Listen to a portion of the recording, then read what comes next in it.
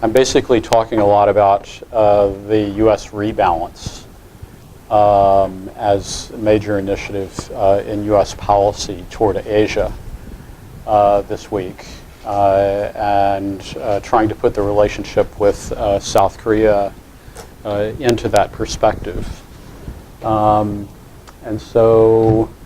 And of course, this is the 60th anniversary of the signing of the Mutual Defense Treaty, so it's a good time to think about the alliance and some of the new challenges that we're facing going forward.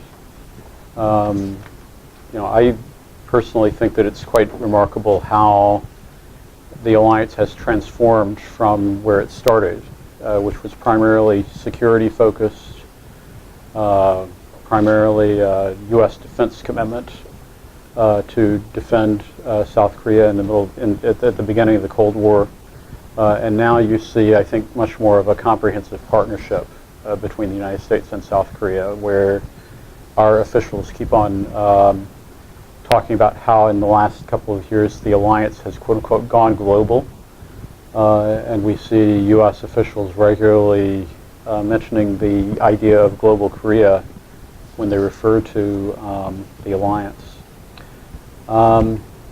And so, it means that there's been a lot of progress, but I think it's an interesting question, especially now.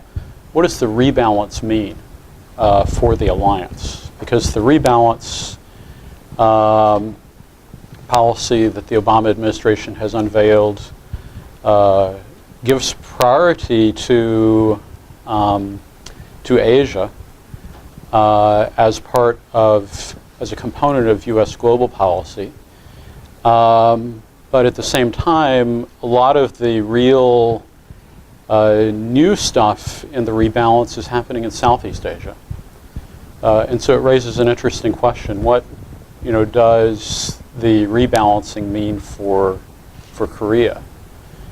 And in some respects, I think that the answer is that the rebalance, as it relates to Korea, is actually kind of static.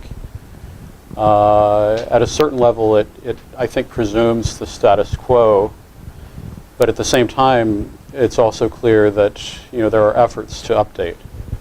I think one of the interesting questions is how will what does the fact that in Northeast Asia we're seeing rising tensions from two different sources, what does that mean for the rebalance more broadly, right? Because we see rising tensions with North Korea, we see tensions over the Senkakus. If the rebalance assumed that everything was going to be static in Northeast Asia, or stable in Northeast Asia, I should say, will these rising tensions have an impact on how the U.S. carries out the rebalance? And I would argue that actually last week we saw the first signal that yes, in fact, developments in North Korea could have an impact on the rebalance. It really is forcing the U.S. to try to meet commitments, even though the financial aspects of our fiscal situation are not necessarily favorable to that. So far, I think what it shows is that the U.S. has made that assumption, and it's going to try to carry it out. So when the Obama administration initially came in, President Obama was born in Hawaii, lived in Indonesia. It's clear that he feels that greater attention to Asia is part of is a strategic initiative that he personally is invested in. I think it was also clear when the administration came in that they felt that they were overinvested in the Middle East and underinvested in Asia. And that Asia is where the action is and where the global balance of influence is shifting toward. And so you could make an argument that the rebalancing elements of the strategy were already being put into place from the beginning of the administration. Certainly people in the White House will say that. But the formal unveiling of it really was November of 2011, where we saw, in conjunction with the President's trip to participate in the East Asia Summit for the first time, a kind of formal laying out of strategies.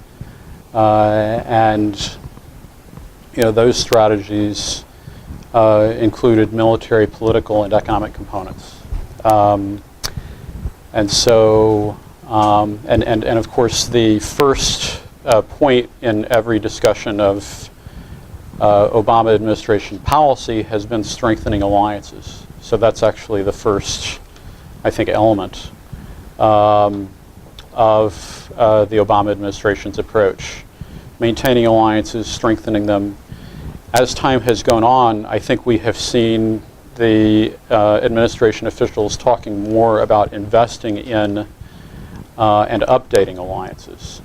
And so, for instance, so that's one aspect.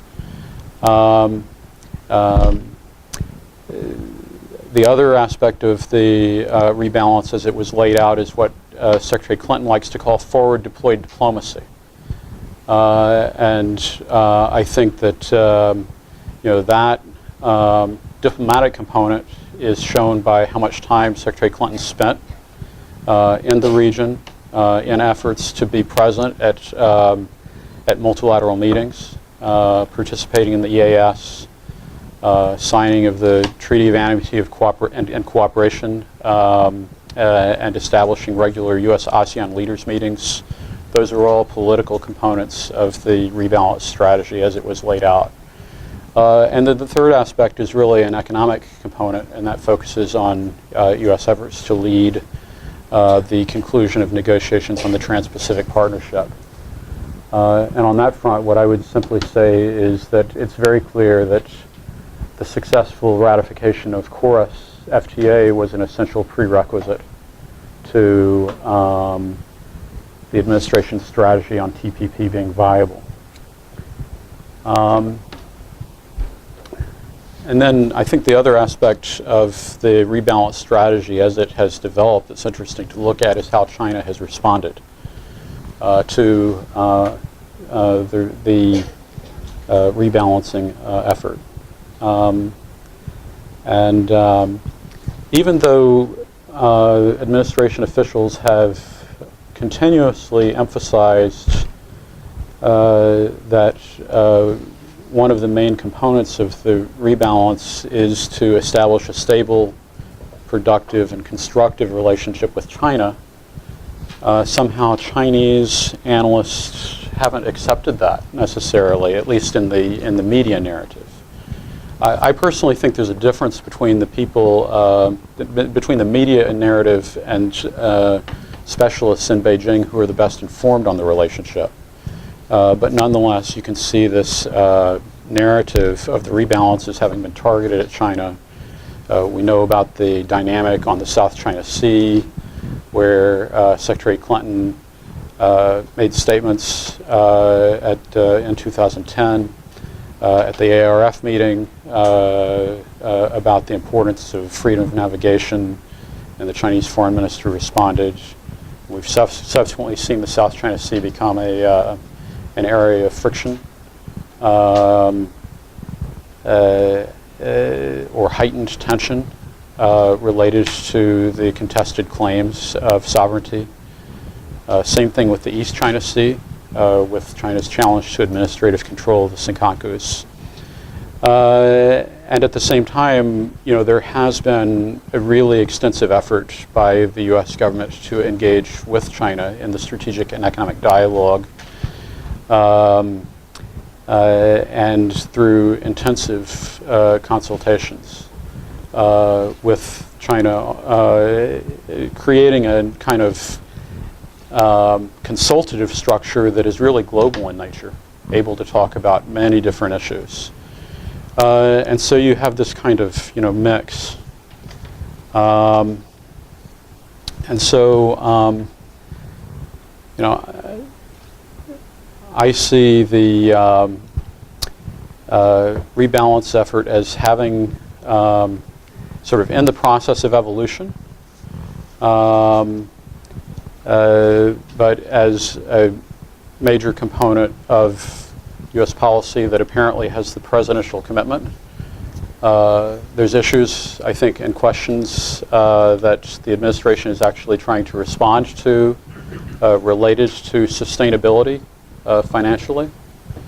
The Defense Secretary has talked about 60-40 kind of apportionment of naval forces, where 60% are in Asia. That would be an increase from 50%. But what it really means is that the U.S. naval posture is kind of protected from cuts. It doesn't necessarily mean, as you look at it, that the U.S. naval presence is going to increase. And so that's one of the criticisms is, is the rebalance going to be sustainable in material terms? A second question I think that people are wondering is it going to be sustainable politically? And I think that really comes into play in terms of whether or not Secretary Kerry is going to be implementing the rebalance in the same way that Secretary Clinton has. Then we have these other kinds of rising tensions in Northeast Asia that could make it difficult for us to maintain stasis in Northeast Asia and do expansion into Southeast Asia. And so far we haven't seen any stepping back from those commitments, but I find it interesting. And then maybe the latest news related to that issue is the U.S. commitment to build more missile defenses from last Friday with Secretary Hagel.